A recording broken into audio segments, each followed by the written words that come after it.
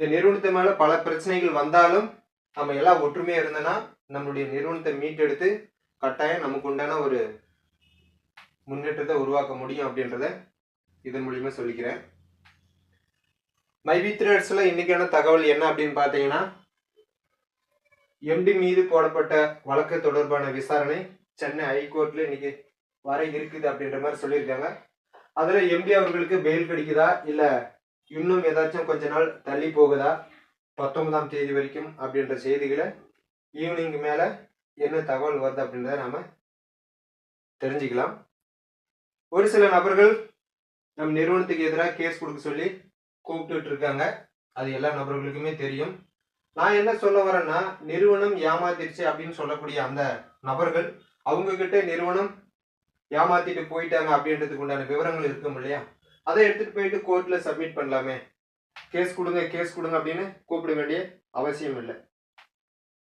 இது வரைக்கும் பல நிதி நிறுவனங்கள் மோசடி செஞ்ச வழக்குல, அதுக்கு எதிராக தொடுக்கப்பட்ட வழக்குல எந்த ஒரு முதலாளியுமே என் மேல தப்பு இல்லை, நீங்க என்ன கேள்வி கேட்டாலும் நான் பதில் சொல்றேன் அப்படின்னு சரண் அடைஞ்சதா சத்தியமே கிடையாது.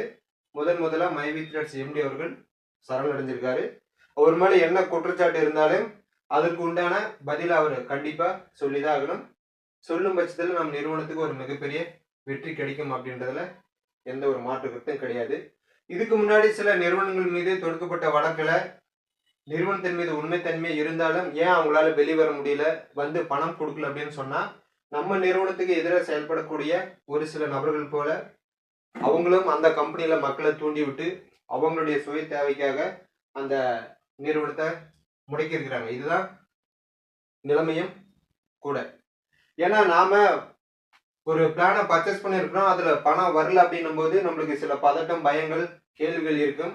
அந்த மாதிரி சூழ்நிலை நாம பதட்டமான ஒரு முடிவு எடுக்கும் பொழுது அதை இந்த மாதிரியான மர்ம நபர்கள் அவங்களுக்கு சாதகமா பயன்படுத்தி அவங்களுக்கு அதை பயனுள்ள வகையில மாத்திக்கிறாங்க. அதனால உறுப்பினர்கள் நாம் எப்பொழுதும் இப்ப இருக்கும் இந்த நிமிஷம் வரைக்கும் இருக்கு இந்த ஒற்றுமையை கடைசி வரைக்கும் கண்டிப்பா கடைபிடிப்போம். நம்ம அனைவருடைய முயற்சியும் நல்லதாகவும் உயர்ந்ததாகவும் இருந்துச்சு அப்படின்னு சொன்னா இறைவன் கண்டிப்பா நம்மளுக்கு ஒரு வழிகாட்டுவார். எம்டி அவர்களுடைய வருகைக்காகவும் இன்னைக்கு வரக்கூடிய என்ன தீர்ப்பு அப்படின்றதையும் எதிர்பார்த்து இருக்கலாம். யாரு உங்களை போன் பண்ணி எந்த விஷயம் கேட்டாலும் உறுப்பினர்கள் எதுவா இருந்தாலும் நீங்க ஜோனல் ஆபீஸ் போங்க, அங்க போய் உங்களுடைய சந்தேகம் எது வந்தாலும் கேளுங்க அப்படின்றத சொல்லுங்க. சில நபர்கள் நம்மள வேணும்னே வம்பு இழுப்பதற்காக போன் பண்ணி என்னென்ன செயல் திட்டம் இருக்குது, சிஎம்ல போய் ஜாயின் பண்ணலாமா, பணம் வருதா, இன்னைக்கே நான் க்ரோன் நம்பர் அப்டேட் பண்றேன் அப்படின்ற மாதிரியான சில செய்திகள் எல்லாம் சில நபர்களுக்கு சொல்றதா நம்மளுக்கு சில மெசேஜ் எல்லாம் போட்டுக்கிட்டு இருக்காங்க. வாய்ஸ் மெசேஜ் கூட வந்துகிட்டு இருக்கு. அந்த மாதிரியான சில நபர்கள் தேவையில்லாம நம்ம உறுப்பினர்களை சீண்டி பாக்குறாங்க அப்படின்ற மாதிரி. அதனால இந்த நேரம் நம்மளுக்கு மிகவும் பொறுமையானது. யார் என்ன கேள்வி கேட்டாலும் எதுவா இருந்தாலும் நீங்க ஜோனல் ஆபீஸ் போங்க. இன்னைக்கே சிஎம் ஆகிறதுனால நீங்க அங்க போயிட்டு ஆகிக்கோங்க, ஒன்றும் பிரச்சனை கிடையாது. என்னுடைய டவுன்லைன்ல ஆகலங்களையும் பரவாயில்ல, ஜோனல் ஆபீஸ்ல இருக்கிறவங்க கீழே நீங்க டவுன்லைன்ல மாறிக்கங்க, அவங்களும் மைவி த்ரெட்ஸ் உறுப்பினர்கள் தான் அப்படின்றத சொல்லி அனுப்புங்க. உண்மையான நபர்களுக்கு இப்ப இந்த சந்தேகம்லாம் வரவே வராது. ஏன்னா என்ன மைவி த்ரெட்ஸ்ல நடந்துகிட்டு இருக்குது அப்படின்றது அவங்களுக்கு கட்டாயம் தெரியும். வேணும்னே வம்பிழுக்கக்கூடிய நபர்கள் தான் இந்த மாதிரி போன் போட்டு தேவையில்லாத கேள்விகள் எல்லாம் கேட்பாங்க. அதனால யாரும் உணர்ச்சி வசப்பட்டு யார் எந்த கேள்வி கேட்டாலும் எந்த பதிலும் நீங்க சொல்ல வேண்டிய அவசியம் இப்போது இல்லை.